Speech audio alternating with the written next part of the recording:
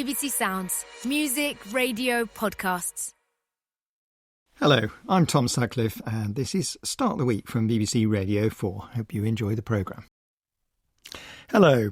We think of the World Wide Web as an exclusively human invention and a relatively recent one too, but there have been global networks of connection and information exchange for millennia, and that's what we're talking about today. The links, ancient and futuristic, between us and the animals we share the planet with. The ornithologist Martin Wikelski has spent over 20 years working on what he calls the Internet of Animals, tapping into their acquired knowledge of the world. In her book Anima, Kapka Kasabova travelled to the mountains of Bulgaria to learn about the precarious lives of pastoralists there, at the centre of an ecosystem that balances unique breeds of sheep and dogs with a wild and often dangerous landscape. And Ilyena Hirsky-Douglas is here to talk about her research, introducing parrots and dogs to the pleasures and frustrations of social media. They love it, apparently. A very different kind of Internet of Animals. Martin Wikelski, I want to start with your Internet of Animals. You run a project called Icarus, and in your book about it, you give us the elevator pitch that you put to scientists at a conference in Germany. Can you give us a précis of that? Yeah, I mean, Icarus is the International Corporation for Animal Research Using Space. So it's... The name came first and the acronym second, didn't it? Yes, exactly. But I think the key is that we need a better system to reconnect to animals, and we can now do it globally. And by doing that, we can learn so much because this combined knowledge gives us an emergent novel property of measuring the planet, measuring life on the planet. And it's a physical way to really understand the sixth sense of animals. So I think that's super exciting. Your starting point, it was a loss of contact, wasn't it? It was that during the Industrial Revolution, we'd got separated off from knowledge that we used to have. Yes, I mean, all the traditional people, indigenous people around the world, the farmers here, they still understand their animals. And I mean, the people here on the show who have their animals, I mean, we all understand our animals. But now to do it on a global scale, that is something new. And yeah, we lost that during the Industrial Revolution. You talk in that sort of elevator pitch, the beer pitch, I think it was called, the 5-minute shot you had at getting everybody on board. You talked about giving animals a voice. Now, how do you do that? It's not literally the case, is it? No, but if you give them little cell phones, in principle, little recorders, little devices that talk to each other, then in principle they have a voice because you can see what they want to tell you, what they're doing. You can interpret that. They can also, they're super smart. I mean, they know how we are thinking and they observe us all the time and they can influence us through their behavior as well. So that means giving them a voice, not literally, but giving them the chance to influence us. And this is, I mean, just to make it absolutely clear for listeners, this is a technological connection. They have what I think somebody describes as a Fitbit for animals, which sends a signal which we can then take in and analyse. Exactly. We call it wearables for wildlife. It's something that we give them that shouldn't disturb them, or the least possible. At least we have to test if they're fine with that, and then you can put it on a butterfly, on a dragonfly, on a hedgehog. Yesterday we were out in Regent's Park with a with a friend who studies hedgehogs here. Tiny little devices, a few grams that they carry around, and then if they are in trouble, they call in. They call their guardians. When you say they call in, you know that they're in trouble because they stop moving or because their behaviour is odd in some way and unexpected. Yes, but the cool thing now is that they have onboard intelligence. So there's AI on these chips, and as soon as the animal does something that is completely odd or gets stuck somewhere, so then the thing calls in and calls the guardian or a group of guardians. You know, there are Facebook groups now out in France that follow our storks to Spain and help them if they're in trouble. So people want to do that. They're getting really engaged with wild animals now. We'll come back to a lot of the technical details, but just before we go, how do you fit a tracker to a hedgehog? They don't. Well, you put it around their neck? No, to their spines. They're so small now that you just tie them to the spines and then they they're sort of stuck there as another spine. You talk in your book about the sixth sense of animals. Now, what do you mean by that? Well, that's something that we know exists whenever you bring sensors together, sensor swarms. There's a novel property. And we see that in Google traffic, for example. 15 years ago, we couldn't predict the traffic pattern. Now we can easily. And it's the same in animals. If you bring together the most intelligent sensors that we have on this planet, individual animals, and connect their knowledge, then there is a novel property. And this novel property is the sixth sense of animals. And there's nothing magical about it. It's a physical property of bringing together these sensors. And that's what people have to understand. I get criticized, sixth sense of animals doesn't exist. Well, sure it exists. It's a physical property. Don't argue. Yeah, it's both a physical property of this big data analysis, but it also is, to a certain degree, certain abilities to sense things that we can't sense. So we're expanding the human sensorium in doing this. And how stupid have we been to not use that, to not tap into that knowledge? I mean, there are thousands of animals that have knowledge that is way superior what we have. A very specific example would be Bertha. The life-saving cow. The earthquake cow. Yes, so just explain what Bertha does. Bertha is a cow in the Abruzzo Mountains in Italy, part of a farm, a small farm, traditional farm. And we went there after the major earthquake because we wanted to study aftershocks. And then the people of the farm, the Angeli brothers and the parents told us, sure, this is what my parents always did. They gave the cows red wine and sugar after an earthquake to calm them down. And obviously our cows tell us, and then we asked, can we put little devices on them? Sure, yeah, we want to know what they're doing. And sure enough, they told us before the next earthquakes, hours before, that there was a major thing coming. And it's interesting because the cows are freezing.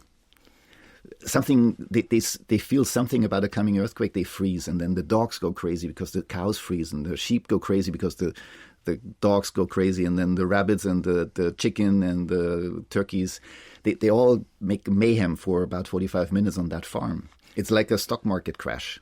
And Martin, that's part of their survival skills, isn't it, really? Yes. This so-called sixth sense. Yes, but I don't think they are sort of selected for understanding or sensing an earthquake, but they're just getting anxious. There's something in the environment that they don't know, they've never experienced, the precursors of an earthquake, and then they go crazy. Yes, that's their survival skill. But as it were, they have different kinds of behaviours. The cows freeze, the dogs go wild. Yes. So they're all reacting in a different way, but when you put all of that information together, you can be relatively certain that something is coming. Yes. So is this going to be applied, as it were, in real-world application? Yes, we're trying to. We're working with an Austrian company who has trackers for cats and dogs, house cats and dogs, and they have 1 million of those, or more than 1 million out there, and we can put our algorithms that we have on hedgehogs, on tigers, on whatever in the world, we put that on those devices, and we now monitor already 4,500 of those in Munich, and we are trying to see, now during the Euro Games, can the cats and dogs tell us what's happening in the city? Obviously, the aim is to do that in Istanbul, for example, because the fault line moved up and the next major earthquake within, 2 to 50 years is expected in Istanbul. Yeah. And we need better ways to predict that. Kepka Kazabova, this is something that, as it were, people who have lived with animals intimately have always known, isn't it? Absolutely. They recognise these behaviours. Absolutely. In fact, they've had these behaviours. I think we too as a species have this sixth sense. And we can even retrain ourselves. While reading Martin's book, I was thinking, actually, we've lost it, but we can reclaim it. If you spend enough time in the wild, or what we would call the wild, there's no wilderness left in Europe, but one of those few wildernesses I spent a bit of time in with a flock of 600 sheep and 8 dogs. And you just tune in. The animals teach you how to tune in. You just have to kind of imitate them. And you don't have a digital device anyway because your battery is gone and you can't recharge it at 3,000 meters. And you start being able to tell the time within, the 30 minutes. Soon. By what the sheep are doing. By what the sheep are doing. They lie down in the evening, it's going to rain the next day.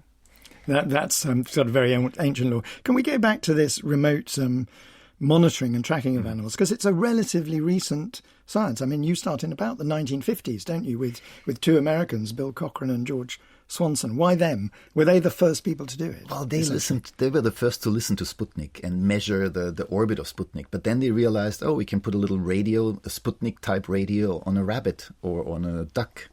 And that sort of gave rise to this major radio telemetry in wildlife. But for the longest time, it was sort of stuck in little devices that were built in garages and basements.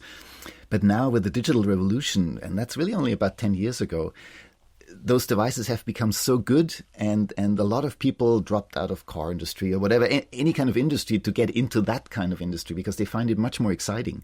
And now we have these devices that are wonders of technology. I mean, we have a 1 gram device that you can put on a swallow now, and it follows the swallow for a year and makes a summary every day of what the swallow has been doing, the flight altitude. Unbelievable. And it can recharge itself from a solar cell. You don't need to put batteries in it or anything like that. Yes, except if you study bats, then you don't do that, or hedgehogs. You keep on coming up against technical difficulties, which you then surmount. I mean, there's a fascinating moment in your book. You attach a device to a rhino's ear, which is fine. You know, a rhino is big enough to have this tiny little earring. But the antenna tickles the rhino's ear, at which point you discover that a rhino flicking its ear creates 8 Gs of force. Yes, it's unbelievable. So then you have to make your electronics much more solid. Yes, and then you start looking at animals' ears. And it's unbelievable how the different species can use their ears differently and how they twist and twiggle them all the time. And now we can, even from the wiggling of the ears in wild boar, we can determine whether they're infected with African swine fever within 3 hours. And that's a major issue in Europe. One question which I think people will have in mind is, how do you allow for the observer effect? You're attaching something to a rhino, which it doesn't normally have. So how do you know that it's not your device that's making it behave in a certain way? Well, that's super important. And we do a lot of observations, obviously. And then also the devices tell us where the animals are at really exciting times in their lives. And we can go there and observe them. So for us, that's sort of the benefit, that we tap into their lives. We see what they're doing when nobody observed them before. But it's super important that they really use it as a wearable for wildlife, so that they are not bothered by it. It's always a problem. Or endangered by it, or, yes, or exactly. hampered in any way by it. Yes, that's always a problem. There's always an ethical consideration. Are we allowed to put these devices on animals? And I think we are, if we protect them, if we use them, if we use sort of individual ambassadors of a species, individual animals, to then protect the whole group, then I think we're allowed to. You were talking about storks, that you get a very early alert if something has gone wrong. Yes. For a certain, you have a stork called Hansi that tells you something else, gets separated from all of the other storks, but finds a way to kind of live with humans. Yes, that was super interesting, because he was one of the latecomers of this season and then flew with a few, but was too lazy, too late, and then apparently took a different route and went with herons, and then ended up in an area where it was a solar device, battery couldn't charge anymore. We thought we lost him, and then he called in during almost Christmas time, and from a farm, and we thought, somebody found the tag. The animal obviously died, and then we went there. And lo and behold, Hansi was there, and the mom of the farm, the old lady, gave him a little hot water bath every day and fed him food. And whenever Hansi needed food, he came to the window and knocked. And you think, well, I mean, that's domestication, but domestication of the farmer. Yes, it's working the other way around. Yes, exactly. It's very... Kapka, you wanted to come in. I just wanted to come in with the word relationship, because you also write about that, the importance of us humans forming relationships with animals through technology or without technology. And it just reminds me that my book is set in a place which lies on something called the Via Aristotelis, which is a migratory route for birds between the Danube and Africa. And there's a lot of storks that nest in villages along that route. And one village, thanks to the local activist, developed this thing, adopt a stork. So there's no technology. They don't have the funds for, to track the storks. But it has really, the population of storks has really thrived in that area because of this initiative. And you can adopt a stork from a distance. You don't have to live there. and you track them one way or another. You know, the local Society for the Protection of Birds tracks them for you, and you want to know what's happened to your stock, and it's about relationships, isn't it? I want to bring Ileana Heskey-Douglas in on that, because her work is about relationship too. You're on a line from Glasgow, Ileana, where you're a lecturer in the School of Computing at the University of Glasgow. And you're concerned with a slightly different kind of internet of animals, or rather with ways of enabling animals to use the internet or connect to the internet. What led you to researching in this area? Yeah, so I guess as we've all spoken about, we all have these personal stories we have with animals. I got a dog when I was 21, and I started to look at how I could build technology for actually him to use. I'm very much interested in how animals can have control over their own lives in technologies. And I started to build devices for him to control our home together.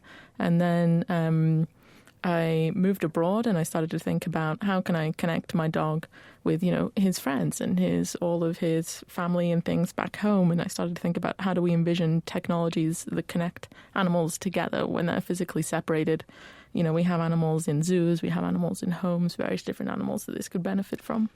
So you created a device for your dog Zach that enabled him to make the connection. You created a ball which he could bite, and when he bit the ball, that would make a sort of Zoom call connection or something like that. Is that right? Yeah, I created a device. We did lots of prototyping and lots of testing. It would recognize when he was carrying it or lay on it, and it would video call me. So I would give him the device whenever he was at home and I was out, and he was able to video call me, and the device actually was two-way, so I could also video call him back. He just had a screen set up in our lounge. Now, presumably you got a lot of, what a human would call a butt call. That he would just he would accidentally trigger a call to you. Well, it's interesting. What do we consider as an accident? We don't ever really know what's did you inside But did you have minds. any evidence that he'd made the connection between the ball and seeing you? Well, he would bring toys, and he would bring various different devices to the screens. But it's a much larger ethical question of what do animals understand with their interactions with technologies? What do animals understand of the world and of us and of all these interconnection relationships we have? I mean, most dog owners will have that sense of knowing that their dogs either do or don't look at a television screen. Will sometimes be very excited by something they see, sometimes completely indifferent to it. Wasn't there an issue here in that you were using the wrong kind of sensory communication? That what you need is a smell phone, isn't it? Yeah, rather than a video phone. This would be lovely. Unfortunately, smell technology is not as advanced as video technology for us. I do work with smell technology with lemurs. Lemurs use smell a lot for their everyday life, but it's such a challenge of I always want to give animals the ability to turn off the technology as well, the ability to turn on and off. And how do you turn off a smell? It's a much harder problem than turning off a video. Tell us you also conducted a really fascinating piece of research involving parrots. I mean, essentially Zoom calls or Tinder for parrots. Can you tell us about that? Yeah, parrots are such lovely animals. They have such rich social lives in the wild. They live in these huge flocks together. But often when people keep them as pets, they don't have necessarily as many other parrots around them. Often they live alone. It's not always be able to get two parrots together. They have diseases, dominance issues, various different issues. And so I started to think about it from this approach of how do we give animals control over their lives, and started to develop screen technology so they could use their tongue actually to touch the screen and select different parrots to video call. And we use this with parrots over about 6 months. How did you recruit? Were you recruiting the parrots or the parrot owners? Which was the crucial bit? What we did was we recruited the parrot owners. So we put it online on social media and through various different advertisements. And then we asked for videos of the parrots and the owner and their setup. They had to have enough cameras because they did this inside their home, enough cameras to record, to be able to use touchscreen technology, for instance. So we did have various different boundaries they had to go through. So you have to presumably you have to train the parrot first of all to use a touchscreen. How do you do that? Because you must have some sort of stimulus that makes the parrot think, oh, well, that was interesting, I'll do it again. Yeah, so we actually use a lot of times nut butter on the screen just to get into the screen. And we use positive reinforcement to train them to be able to touch the screen. And then we do introductions. So we introduce the same way that we do introductions in people. We introduce the parrots to each other, make sure they're comfortable using their technology. And then for up to 3 hours a day, they had the screen system available and they were able to trigger video calls to other parrots. You had to sort of limit their screen time, didn't you? Did you do that, as it were, without knowing the effect of them, just in case it was a problem? Or did they actually want to do more of this calling than you were prepared to let them? Well, no one had really connected to animals in a video call and gave animals a choice over whether to be in the video call or not. And we weren't sure whether the behavior outcomes what it would be. And so I chose 5 minutes just to limit it down so that if there was any negative behaviors and they were still in the call, we did a lot of work with the caregivers to be able to recognize distress behaviors or walking away. But regardless, if there was anything, it was only 5 minutes. And we reviewed all the videos afterwards and we worked with parrot behaviorists and things like this. But a lot of times the parrots would want to stay longer in the calls. Most of the frustration behaviors we saw was we had a script for the caregivers to say, okay, the call is over now, and the parrots would get a bit frustrated that the call was becoming to an end. So just like taking an iPad off a child, they didn't much care for it. Yeah. So what were the essential results? I mean, did they find it interesting? So all parrots used our video call system of their own choice. They could have easily have not touched the screen or used the screen. We found that parrots had favorite friends, if you want to call it this, like favorite other birds they preferred to ring, which implies they understood the choice behind different birds they wanted to ring. They did lots of different behaviors. They things like preening together, singing together, showing each other toys, sleeping, all these different behaviors that we do as humans in video calls. Parrots also sort of brought their normal behaviors into the video call, so it's very interesting in this way. Now, that first trial involved live calls at both ends. Every time that the parrot pressed it, it would be a live feed of a bird. Tell us about the follow-up study you did. Well, it was a lot of work from caregivers to set up and monitor their bird for 3 hours and make sure the bird was doing okay. And I'm always interested in how we can support animals in ways that work for people and animals. You need to work for everything. And so I thought, okay, maybe a parrot doesn't know it's online with another bird. Doesn't matter if it's live or real time. And so we set up another study where they would ring live birds and then they would also ring videos of birds in calls. And we didn't tell, obviously, the parrots what was going on. And we ran this study, and what we found was if the parrot was watching a video of a bird rather than a live call with another parrot, the call time would significantly drop, so they would spend less time in calls, and they also did less frequent amount of calls, so they would call much less. And so it implies in some way that parrots are able to understand live and real time, and it's super interesting to think about how does a parrot recognize it's another parrot. In humans, we call it like the Turing test of being able to recognize we're talking with another human, and with AI, this is becoming a bit blurred. But it's interesting to think about this from an animal's perspective. But the animal, presumably the parrots were clearly able to distinguish between a parrot that responded to what they were doing as compared to one that was just a video of behaviour that showed no reaction. Yeah, I mean, that's the clue to it, isn't it? We don't know if it's a response. We don't know if it's... We do things with humans where we go, mm-hmm, and yes, and all this sort of behaviours to show that we're listening. We don't know if it's this sort of joint behaviour. We don't really know what it is that parrots understand about another parrot online. I've got a similar question as I had to Martin about the observer effect. How do you control... I mean, people who have pets are famously prone to project onto their pets and to read things into their behaviours. Were you able to control for the owner's desire for their parrot to be brighter and cleverer and more responsive? Yeah, well, this is always an issue, especially when the parrots' video calls dropped when we went into the live video calls. Some of the owners would think that the parrot had forgotten how to use the system or get quite anxious about this. And this is what I mean by when we talk about pets and when we talk about animals that we're in contact with using technology, it involves everyone as a stakeholder here because we all have this impact on there. I think it's impossible almost to remove the observer effect. I think we're sort of lying to ourselves a little bit to say, we're totally out of the situation. We're always involved in the situation. As we talk about animal relationships, we're involved in the situation. Many of these technological fixes, I mean, the idea of creating a sort of technological connection for a parrot is a solution to the problem that the parrot wouldn't have if it wasn't in captivity. I mean, that's the case, isn't it? All of these problems are caused by us to some degree. Yeah, but I don't want to be the sort of person who just says, okay, these are problems caused by us and therefore we shouldn't build technology for it. I'm much more of a realist. I see that we do have animals in shelters. We do have animals in various different situations which we could possibly make their lives better through technology. And so why aren't we doing it? We can't just build technology for the ideal situation. This isn't realist. No. Martin, I'm taking it you have not at any point found evidence that the animals you're tracking have any awareness that they're being tracked, that it hasn't changed their behaviour in that way? I mean, that's really hard to tell because we're trying to find out, do they change their behaviour, but we don't know for sure. Yeah. Ilyena, you want to come back in? Found this in cats, actually. So when cats wear wearables, it does change. There's a paper around it about it does change the behaviour. And I'm always concerned about this. This is why all the technology I'm talking about doesn't involve wearables on the animal's body.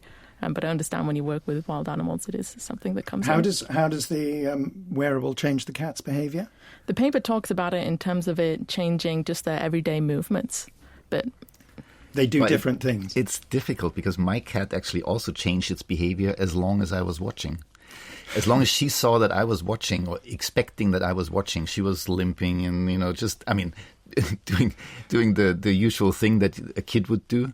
But then when she was around the corner and expected me not to see her, she was just running like normal. So it's always difficult. Kapka, this presumably this happens up in the mountains with the sheep. Do the sheep know or behave in different ways when they're being watched and when they're not? I suppose you're not there when they're not, but... I think they know everything. There were the sheep and there were the dogs, and there was us, the humans. We were hugely outnumbered. And, there would be, say, 2 shepherds per 600 sheep, and maybe 8 or 10 dogs, especially trained as livestock guardian dogs. It's a special breed, actually. But they do know everything. And, we talk about sixth sense. I think the sixth sense is simply being in tune with your environment at all times. And these animals that I spend time with are domesticated and trained in the case of the dogs, but at the same time, they are free grazing animals. So they're not farmed in an industrial sense. So they are as wild as grazing animals get. They are in fact a special mountain breed. So they have evolved for wilderness. This is in the mountains of Bulgaria. That's right. Southern Bulgaria. Yes, it's a mountain range of some size actually called Pirin. And it's Pirin National Park. Just to give you a sense of the size, the national park within that mountain range is 400 square kilometers, and it is a UNESCO Natural Heritage site. So it has a significant significantly rich ecosystem that somehow has survived the usual, industrialization. Your book, Anima, is about, we've been talking about all these forms of connection. Your book is really about disconnection, about those links loosening and falling apart, isn't it? Because of politics and... Well, yes, it's about the last of the web, the last bits that are left of what I call the living web. We talk about the the Internet of Animals, and I suppose I'm interested in mountain living, and I went to experience that this time in my previous book it was plants and the plant people, and here it was animals and the animal people. So you were down in the valley before, and now you've gone up into the hills. That's right, which is what pastoralism is about. It's about movement, and it can be from lower ground to higher ground, or if you're on the steppes, it could be simply across the ground. This is the word transhumans, which Indeed. you use, a kind of slightly confusing word because it sounds very much like transhumanism, which is an entirely different... What is transhumans?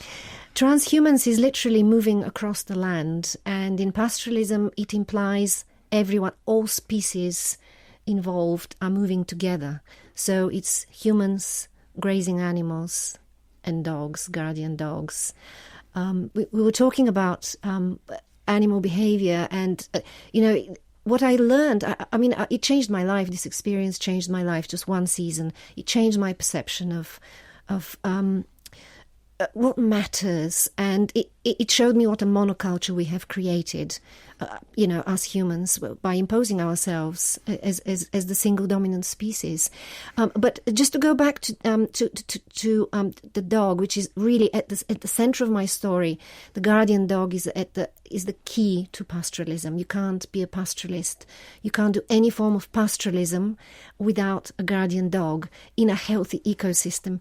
And the guardian dog apparently is the only species on Earth, and Martin can correct me if this is wrong, but that has a triple identity.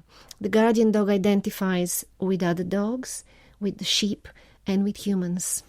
Only with some humans. I mean, you make the point in your book that if you are walking in these mountains as a tourist, you have to be very careful if you're walking through a flock of sheep. Yes, I mean, the dogs are not likely to attack you, but they can scare you because they're big dogs. So they are. It is territorial. It is about the gang, and you have to be part of the gang. But you have to also, if you go and wash and come back, the dogs might be quite hostile to you. Absolutely, until and to they've each other. slobbered over you and. Absolutely. You have to smell like the gang. The whole gang has to be one. And that is the web. That is the living web. I wonder what you felt about Martin's, that idea that the animals had domesticated us rather than the other way round. The story with dogs is always, that they approach, from the forest and they come close to the fire and then they learn that some... But it is a possibility that it happens the other way around. Oh, I love that possibility. And I love the experience of actually learning how to be experiencing being domesticated by animals, because it's a two-way relationship at all times. If it is a relationship, it's two ways, and it's thrilling because it changes you. You are no longer really in control. I learned that when we started taking the flock up to higher ground in July. It was quite late. Traditionally, it's June. I learned that we are sort of responsible for the flock. And this is a large flock, but we're not in control of it. Anything could happen at any time, and that's part of the thrill of pastoralism, which is absent from Western farming, from industrial farming. Among the things that can happen at any time are wolves and bears, because there are still a lot of wolves and bears in these mountains. You write about a mosaic, and the idea is, I think, that the wolves and the bears are part of that mosaic. Absolutely. Are they just a problem in that ecosystem, or do they contribute in some way to the fitness of the sheep and the health of the herd? Well, first of all, they are a part of a healthy ecosystem. A mountain ecosystem without predators, including large predators like bears and wolves, which are present there, is no longer healthy. It's broken. And it's interesting. I mean, I described it and I experienced firsthand, from the point of view of the pastoralists, this tension and even conflict at times between the policies of the national park management, who really are looking at numbers of hikers. They want to have numbers, numbers on those trails. Tourists, to boost tourism in the national park. So they are at loggerheads with the few remaining pastoralists. There's only really two. There's only two big flocks in my story and on that side of the mountain. And the pastoralists have to be very careful not to trespass, which is difficult. It's all about sort of, treating the land as a giant sort of chessboard and strategically knowing where to go and where not to go. So there is a conflict, but I think that conflict is artificially created through lack of understanding on the part of the bureaucrats running a national park. Well, you write in a very interesting way about Soviet agronomists and the disaster that caused when Soviet agronomists came along and sort of said, well, this is very inefficient. We'll move all of the animals down the hills, we'll do forestry and so on. And the ecosystem really did nearly collapse, didn't it? Absolutely. What happened was industrialization, quite simply. In fact, it happened quite late in Bulgaria and the rest of the Balkans. It happened when communism arrived, so in the 40s and 50s. And the same thing had already happened, actually, to a much worse extent in Britain, for example. I live in the Scottish Highlands, where the ecosystem collapsed much earlier because industrialisation arrived much earlier. So that we have a nibbled landscape in Scotland as a result of this monoculture. So again, what communism did, through industrialisation, was it started to chip away at the diversity, at the natural diversity and introducing monoculture. We'll have a national park over here with just pines. Over here we'll have just Greek juniper. Don't graze your animals in the forest because the goats will eat everything, which is not true. It's all about scale and, again, relationship between species. So scale is really important. You know, sheep and goats don't nibble a landscape to a desert. They only do it if they are a monoculture. One of the reasons, though, this ecosystem is so fragile is that it is enormously difficult to sustain, isn't it? It's a vocation.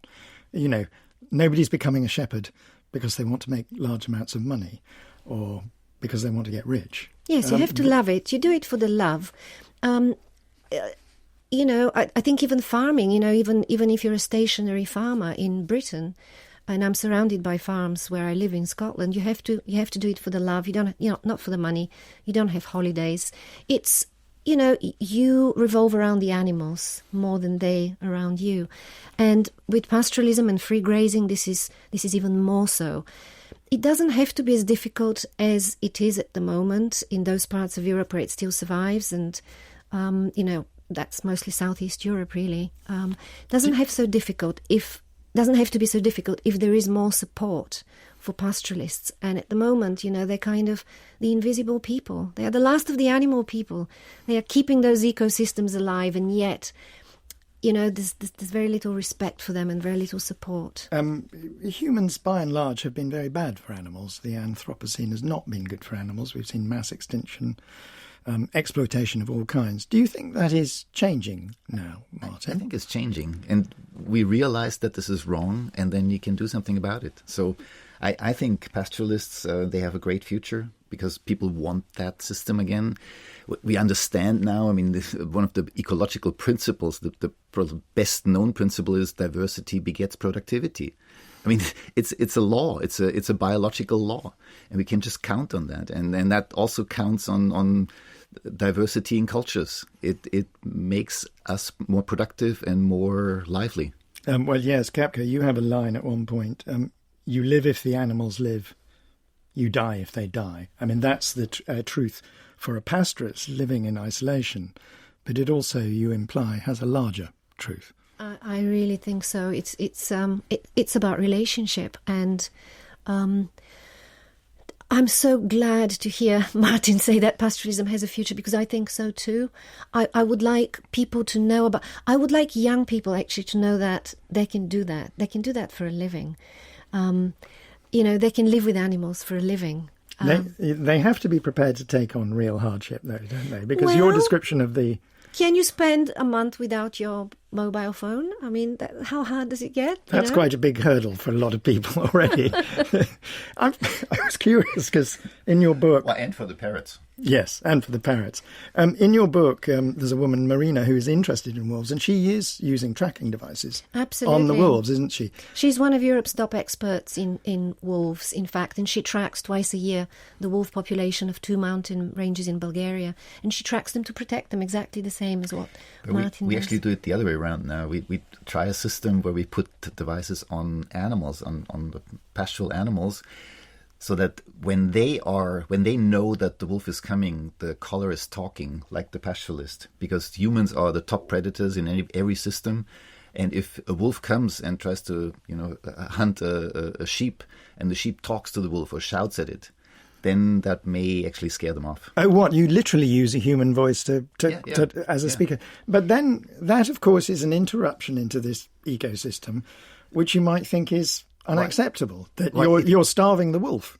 Not really, because the wolves are doing fine. It's just that sometimes they take the easy food, the fast food, and that creates the problems. Same, we do that in Bhutan now. We have, the tigers eating the cows, and now the cows are sort of talking to the tigers when they come and say, they shout as if they were the local farmer. Sorry, Kapka, you wanted to... Just wanted to say about the wolves. I spent some time with her, with this wolf expert, on her annual count of the wolves in Western Pirin, and she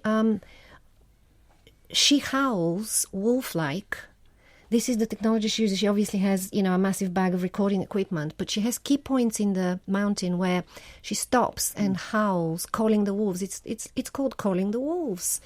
And of course, the best response you want is, a wolf to howl back, and then you know where they are positioned and how they are, what sort of territories they're crossing. But she told me that on that occasion we didn't have a response, and she said it doesn't mean they're not there. It means that they might be there but are stressed, because we are the worst predator, and the wolf is apparently one of the most traumatized animal in Europe because of centuries of persecution. Yes. So you may not hear it howl back, and that is a sad silence. Ileana, you're doing a bit of research into giraffes, aren't you? And giraffes and humming, is that right? You've created a kind of Spotify for giraffes. Yeah, so giraffes have been shown in zoos to hum at night, and no one really knows why they hum at night.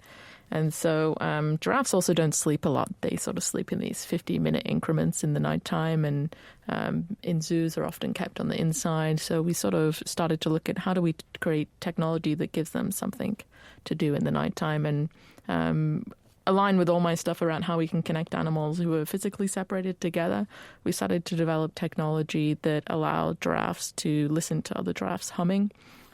Giraffes are kind of interesting animals. They don't have hands like we do. So how do you make technology for them is such a complex question. They have these huge long black tongues, and they tend to neck rub on different things. And so we developed technology that would recognize this licking and neck rubbing behavior to play humming sounds to them. And do they have favorite hums? Oh, we didn't found this in there. What we were doing was we were looking at how do giraffes even trigger a hum. Do they prefer to just stand in front of something and then it play humming, or do they prefer to sort of use their neck and their tongue behavior? And what we found was that they listened to hum and white noise the same, and this was a hum from a different set of giraffes, so it implies that maybe they don't go across. We don't really know. We need to do more work on giraffe humming. But what it does show is that how we use technology. So on the neck rubbing ones, they would use this one a lot more frequently, but for not as long. But when you stood in front of it, they would use it much longer.